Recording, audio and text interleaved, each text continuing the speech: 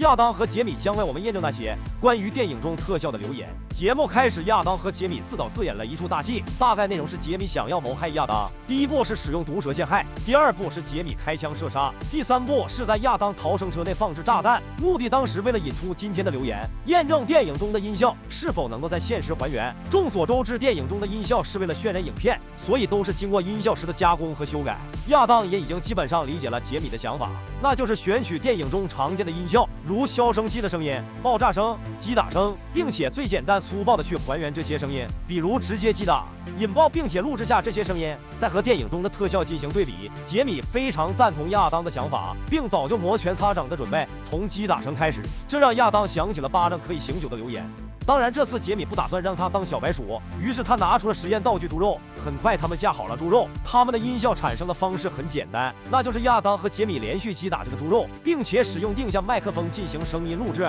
最后将录制的声音放置软件中进行对比。第一个进行虐待猪肉放入的是杰米，虽然杰米全力以赴，但是击打的音效和电影中的音效还是差距很大。第二个进行不人道的虐猪肉选手是亚当，在击打前进行了一系列的宣战后，最终以手掌疼痛收尾。经过一系列的比对后，发现他们击打的音效完全没有达到电影效果，应该说天壤之别。很显然，留言已经岌岌可危了。但是大叔组合可不会这么轻易放弃。杰米戴上乳胶手套，并且缠上了绝缘胶布，并且这次他还要施展一下招式，目的就是为了更加接近好莱坞大片的音效。这次杰米将对猪肉使用一记重重的左勾拳，尽管杰米使出洪荒之力，依然没能够达到好莱坞的音效效果。而已经不想让自己手受伤的亚当，则是想到使用弹道凝胶拳头以及木棒的结合，然后重重的击打猪肉。但是很可惜的是，即使效果对比之前手动的好，依然和好莱坞音效没办法比。关于击打的音效留言已经破解了，但是到底电影中的击打音效是怎么制作出来的吗？大叔组合请教了专家蒂姆，蒂姆参与过许多好莱坞大片的音效制作。蒂姆听到他们击打的声音后，建议再加上木棒或者木板快速移动的声音，就可以做出拳头挥动的音效。至于击打目标的声音，可以加上击打胸部的沉闷的声音。如果想要听到骨头碎裂的声音，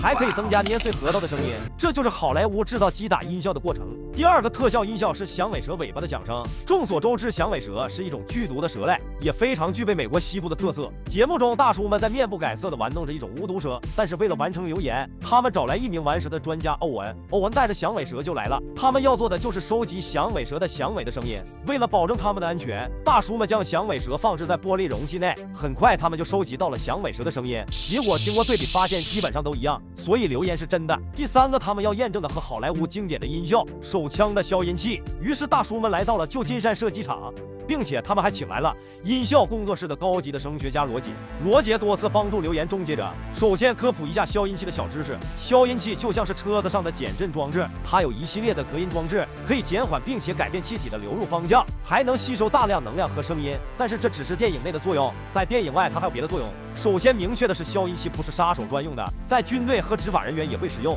原因以下4个：第一个可以减少枪口上扬荷枪的后坐力；第二个可以更好的瞄准目标；第三个自然是能够减少子弹爆炸产生的声音和震动；第4个能够消除枪口的火花。接下来，亚当和杰米开始进行测试。第一步，他们要进行对比实验，那就是不带消音器的射击；第二步是进行带着消音器射击；第三步将这两种声音与电影特效进行对比。亚当和杰米分别使用.45口径的手枪以及9毫米口径的手枪进行射击，他们感觉消音效果明显，但是实际情况要听听声学专家的建议。首先是分贝上面，未消音前的是168分贝，消音后的声音在128分贝，这是一个很显著的改变。从危害人体到安全的音量，不仅仅是音量，呻吟的音律和时间特征也在改变，变化还是很明显的，并且这和电影中的音效相差不大。所以关于消音器的留言毫无疑问的被证实了。第4个电影特效音效是爆炸的声音。第一步，他们将一辆废弃的车子拉到郊外；第二步，将7.6升的汽油捆绑在一起，放置在前座；第三步，进行引爆炸弹。很可惜的是，和第一个击打实验一样，现实中的爆炸声音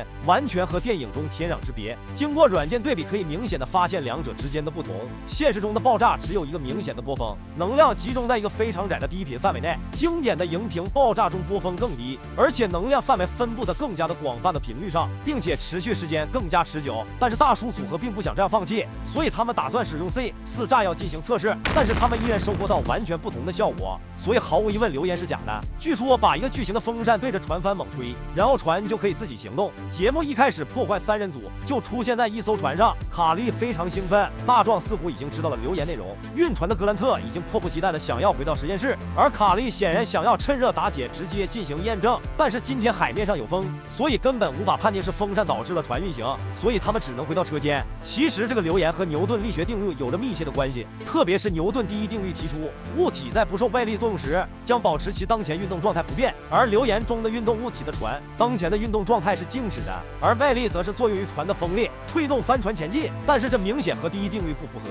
其次，这个流言和另一条牛顿定律也不相符合，那就是牛顿第三定律，每个施加于物体的力都会产生一个大小相同的作用力与反作用力，也就是说风扇对船产生了一个作用力，同时船会产生一个后退的反作用力，也就是两个力相互抵消，不可能让船动起来。但是一切都要进行实验后才能确定。第一步，他们要进行小规模实验，大壮先在水面上进行测试，但是这个实验将会产生一些问题。第一个，在水面上运动需要一个很大的力，经过测试这个力量需要 1.96 牛顿。第二个，船在水面上直线行驶。针对这两个问题，大壮想到的方法是先不使用船和水，取而代之的是带轮的车以及丙烯酸树脂材质的桌面，因为带轮小车运动需要的力较小，准确的数值是 1.06 牛顿。第二步要做的是安装风扇，卡莉找了几种型号的风扇，很快他就选择了飞机的推机器。第三步就是装上小船的船帆，一切准备就绪。经过实验的验证，牛顿最终证明了你大爷依然是你大爷，带轮的车子纹丝不动，但是如果去掉船帆，小车可以快速的运行。这样看来流言是被终结了，但是破坏三人组当然不会就此放弃，他们对实验的一些变量进行改变，主要是两个方面：不同的帆，不同的风。他们认为在一定比例下所有的力被抵消，因此他们将小船帆做得更小，这个一部分的力就会绕过船帆。事实证明他们的想法是对了，但是小车却反方向运行，所以这次他们的想法是将船帆做得尽可能大，让气流直接击中船帆中心，让小车向前行驶。最终在100%的风力下，小车终于向前运行。这个实验证明了流言的可行性，只要有足够大的风和帆船，所以他们采用了喷气式涡轮发动机，它可以让航模达到时速402千米，推力达到78牛顿，并且这次他们采用的是滑板作为测试的工具。采用长滑板的原因是喷气式涡轮发动机产生大量的热，所以他们要让船帆远离发动机。经过一系列的改造后，他们开始了测试。第一步，他们想要测试发动机的推力，所以他们让莽撞人大壮坐上安装发动机的滑板，实验证明推力完全足够。第二步，他们安装上船帆进行测试，在强大的推力下，滑板船成功的运动起来。接下来他们要进行全尺寸的实验，他们受到了一艘内置风扇的船，这个船是一只欠税蜘蛛沼泽船，这个风扇有着40马力的引擎，经过测试，这个风力能够达到时速101千米。很快他们就开始了船帆和船轨的搭建，最后他们带着船和船帆来到了实验场地，安装好了所有道具。第一步，他们进行了水下测试，这一次没有打开船帆，并且测试风速在97公里。第二步，将风扇掉头，并且打开船帆。第三步，再次测试，可是船居然在原地转圈，但是在不断改变风向的时候，船就可以直线行驶，并且速度达到了时速4.8千米。很明显流言是真的。本片名为《流言终结者》，片中所有试验都由专业技术人员指导，保证安全。观众朋友们请勿模仿，我们下期再见。